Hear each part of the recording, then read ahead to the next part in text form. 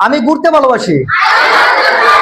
I love to travel. বলি আমি আমার কোনো কিছু প্রয়োজন বা কোনো কিছু দরকার, যেমন বোঝালে কি হবে? নিড অথবা নিডস, নাকি? নিড অথবা নিডস।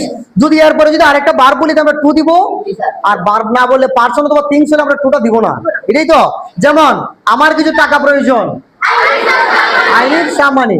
এখন যদি বলি আমার খেলা প্রয়োজন, আমার ঘুরতে যাওয়া প্রয়োজন। এখন আমি যদি বলি আমার স্কুলে যাওয়া প্রয়োজন, এখন আমি যদি বলি আমার খাওয়া প্রয়োজন, আমার মুভি দেখা প্রয়োজন, আমার ব্যায়াম করা প্রয়োজন। তাহলে আমরা কোনো কিছু প্রয়োজন বুঝাইলে আমরা কি দিব? নিড অথবা নিডস এর সাথে টু দিব, নাকি? এরপরে যদি বারবার তাহলে টু দিব, নাকি? এখন যদি বলি আমার তোমাকে প্রয়োজন, আই নিড ইউ, টু হবে? কেন হবে না? পার্সন। কারণ এরপরে নিডের পরে কি আসছে? পার্সন। আর পার্সন হলে আমরা টুটা দিব না। ওকে। আমার কিছু টাকা প্রয়োজন, তাহলে এখানে আমরা দিব না, কারণ এটা তো আমাদের ভার্ব না, নাকি? পার্সন অথবা থিংস হলে আমরা টুটা দিব না। তাহলে নিডটা পারবো আমরা প্রয়োজন করতে।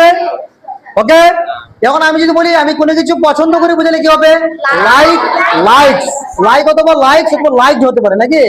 তাহলে এই ক্ষেত্রে আমরা যদি পরে আবার ভার্ব মানে ভার্ব যদি বোঝাইতে চাই আমরা টু দিব। আর ভার্ব ব্যতীত যদি পার্সন অথবা থিংস আমরা কি টু দিব না। এখন যদি বলি আমি তোমাকে পছন্দ করি, আই লাইক ইউ, তুমি আমাকে পছন্দ করো। তাহলে আমি বলি তুমি কি আমাকে পছন্দ করো? আমি তোমাকে পছন্দ করি।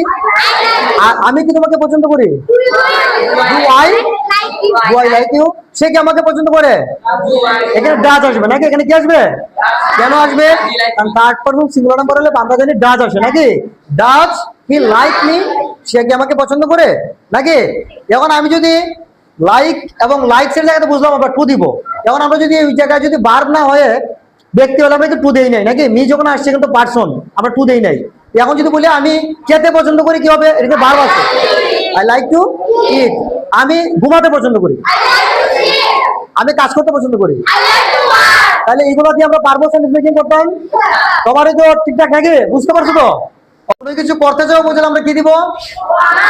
আমাদের স্ট্রাকচারটা হচ্ছে সাবজেক্ট প্লাস ওয়ান্ট অথবা ওয়ান্টস অথবা ওয়ান্টস ওয়ান্টেড হবে, নাকি?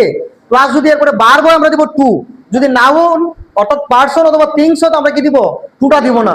যদি আমি এখন বলি যে আমি খেতে ভালোবাসি, কিন্তু আমি যদি চাওয়া অর্থে বুঝি আমরা কি দিব? এই জায়গায় ওয়ান টু দিব, নাকি?